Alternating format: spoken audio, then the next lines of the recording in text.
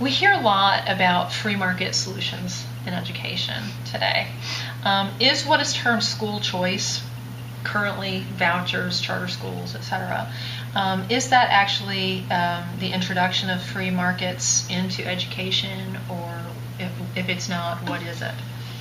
Well, those instruments were proposed by Milton Friedman, in the 1950s, and then Hayek in his Constitution of Liberty in 1960.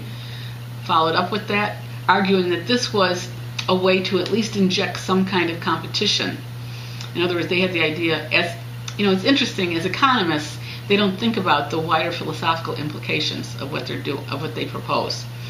But they're thinking, okay, we need to have some kind of competition. We need the market is good because it provides people with a lot of options, right? So we need to try to do something to emulate a market in education. How do we do that? How do we start on dismantling the top-down control of schools as they're set up right now? So they proposed putting vouchers in place to allow parents, vouchers being money that the state would give you or the local school authority would give parents to use to buy education at a school of their choice. This offering them an opportunity to have some competition among schools. But it's not free market because the state is controlling the money. And they might start out with a good idea that, oh, okay, we're going to let parents decide, but inevitably there is going to be corruption. There's going to be somebody creating some school just so that they can accept vouchers. And then there'll be a scandal, and then the state's going to have some oversight about who's using this money, because it's not the parents' own money, right? It's money they've collected through taxes, so that they have to have some kind of fiduciary responsibility over it. And then what's going to happen? Well, then the state is going to start regulating all these private schools. Now in Illinois, right now, we benefit from one of the freest situations for private schools of anywhere. A private school in the state of Illinois only has to be open a certain number of hours per year, follow the fire code, the health code, and be non-discriminatory. It has no oversight at all in terms of content, teaching, methodology, organization of the classroom, nothing. And this is very different than a lot of the other states. Like in New York State, all the private schools, as I understand it, all the private school teachers have to be state certified. My point being that if they start with vouchers here, only the wealthiest private schools are going to be able to resist using them. So what's going to happen? You're going to have corruption, and then the state's going to start overseeing it, and then they're going to start telling schools what they have to do.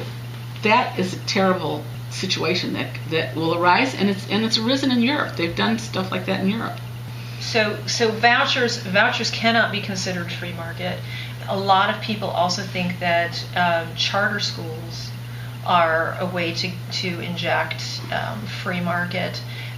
Can you talk a little bit about whether charter schools can be free market or not? Well, look, you have this problem of these kids warehoused in these terrible schools, just ruining their lives. And I'm really concerned about what to do about that. But a charter school is even farther from free market than a voucher is. Because a voucher, at least a parent is deciding where he's going to buy his education, right? He's going to buy his education on some kind of market. A charter school is dependent on getting approval from some government body to be allowed to open, and getting special money from the government body in order to function.